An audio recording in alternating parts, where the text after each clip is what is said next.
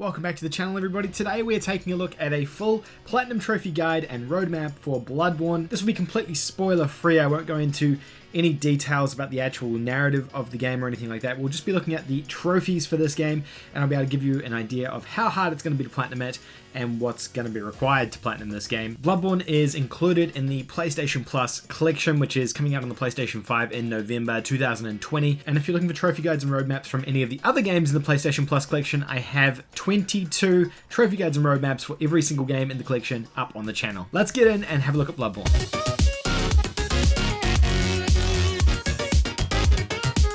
Welcome back, guys. If you're a new viewer of the channel, please consider hitting that subscribe button somewhere down below. I make new videos about PlayStation and trophy related content every single day on the channel, including trophy guides and roadmaps for every single game on the PlayStation Plus collection coming to the PlayStation 5. Today we're taking a look at Bloodborne. This is one of the classic, I guess, second party Sony games that came out on the PlayStation 4 generation. One of my favorite games that came out on the PlayStation 4 as well. Bloodborne is a third person action game. It has a Castlevania Gothic vibe to it, but very much built on that Demon Souls, Dark Souls gameplay premise. You play as a hunter, and I'll leave the rest of the narrative interpretation up to you. The way it works is the gameplay is quite slow and methodical, and enemies deal a significant amount of damage. You deal significantly less damage. You play by attacking and slowly chipping away at enemies' health, dodging them, and then using a secondary weapon, normally a gun, to stagger them as well. The gameplay and game itself are tough as nails. This game has a reputation similar to Dark Souls as being one of the harder games that you can play, and that is true. The game doesn't do any hand-holding, and it really does leave it up to you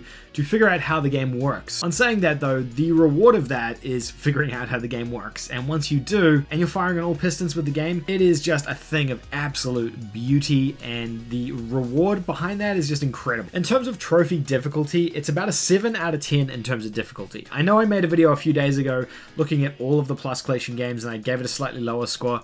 After going back and doing research for this specific video, I've revised it back up again to be slightly higher, because I do think it is harder than the majority of other Sony first-party titles. It's going to take you around 60 hours to platinum, and that is a single playthrough of the game. There are no online trophies, but there are 2 missable trophies in this game as well. No difficulty-based trophies, but be warned, the game is already difficult. You kind of start the game already on hard mode, if that makes sense. The game does only require a single playthrough. There's no chapter select, but the way the game works is it's kind of this semi-open world, all connected through these hubs, so you can backtrack to portions of the game that you've already passed through as well, and there are no trophy stacks for this game. Trophy breakdown: we have 34 total trophies in this game. There are also 6 additional DLC trophies, but we're not going to be looking at those today. These are split into these kind of broad categories. The majority of them are boss battles. One of the core things about Bloodborne is its boss battles. It's kind of what makes this game quite unique compared to other games. It has a really high emphasis on overcoming a boss's weakness and destroying them, and there's a level of satisfaction you get from doing that as well.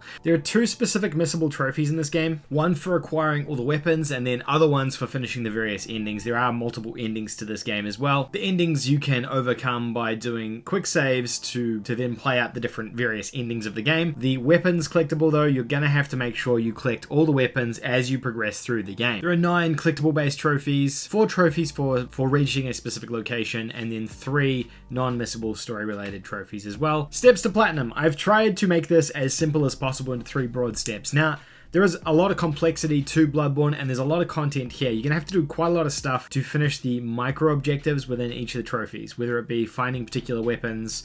Some of these things may require you to do side quests for NPCs, bringing NPCs particular items, things like that. I've designed this guide specifically to keep it as top line as possible, keep it as spoiler free as possible, but if you're actually planning on attempting this platinum, I would suggest going and having a look at another text guide, which is going to go into far more detail in terms of a walkthrough. This isn't designed to be a walkthrough, it's just designed to be top line. So play the game and get used to the controls and the combat scheme. It's very different to a lot of other games unless you come from playing Souls games. I think it's going to take a fair bit of learning to get used to. That's the first thing. There's a couple of easy bosses early on in the game that teach you basically how to play the game and how it works mechanically, and that's a really good way to get started. During this playthrough, if you want to maximize your time in this game, like I said, pull up a collectible guide for your weapons that you need to unlock as well, and go through and make sure you're checking those off. There are a number of missable weapons in this game but you do need to collect all of them for a trophy. So make sure you're keeping an eye on those missable trophies and you knock them off as you go. I would suggest just doing that from the very beginning. It's not going to be super spoilery, and I think it's the easiest way to ensure that you don't miss anything that's going to kind of screw you out of an entire playthrough of the game. The other thing as well is that I suggest you focus on a single weapon to upgrade. Find out which one works for you and works for your playstyle, and then put all your points into upgrading that particular weapon. There is an item that allows you to push your weapon from level 9 to level 10, but you only unlock one of that item, or you can only find that item once in the game. There is a trophy for upgrading your weapon or a weapon to level 10 as well. So if you're kind of mixing and matching weapons, it's going to be more and more challenging to do that, and you can only ever push one to level 10 anyway, hence why I suggest focusing on one particular weapon. Second step, when you get to the final boss, make sure you have a backup save. This is going to prevent you from having to play through the entire game 3 times. There are 3 various endings for the game. If you make a backup save right before the final boss, play out one ending, reload to that save again, play out the second ending, and then the same thing again with the third ending, you'll be able to unlock 3 trophies there from just replaying that exact same section of the game. The last step is the Chalice dungeons.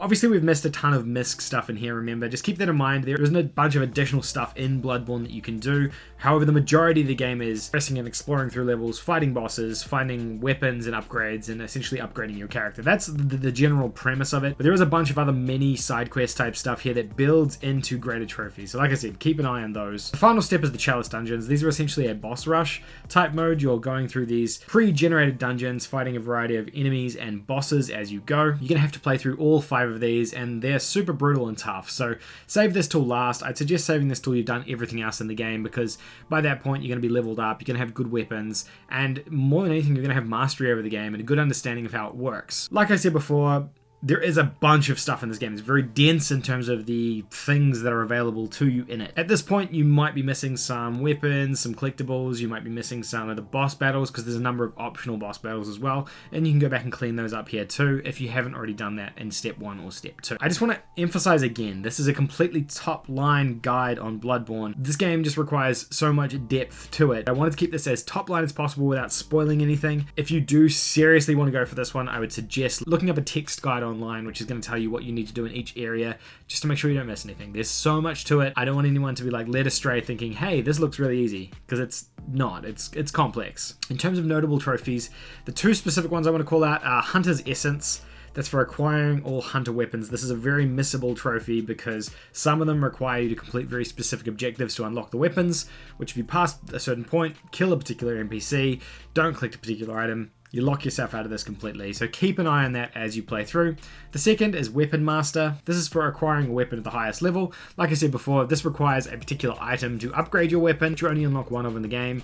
Use it well. Use it carefully, use it well. That's all I can really say on that one. This is my trophy guide and roadmap for Bloodborne. Let me know what you guys think in the comment section down below. I'd be curious to get your thoughts if you have any additional tips and tricks for this. Remember to keep it spoiler free if possible, guys. I know there's a lot of people that watch these videos who haven't maybe played the game yet, so I don't want to ruin anything for them either in the comment section. If you have any additional questions about Bloodborne, let me know as well. This was easily one of my favorite platinums that I earned on the PlayStation 4. One of my most, probably one of my most rewarding platinums that I earned this generation as well. Maybe you guys have done the same thing. Let me know if you were crazy enough to platinum this game too. Curious to get your thoughts. If you enjoyed this video, give it a thumbs up, and if you're a new viewer of the channel, please consider subscribing, and I'll see you guys all in the next video.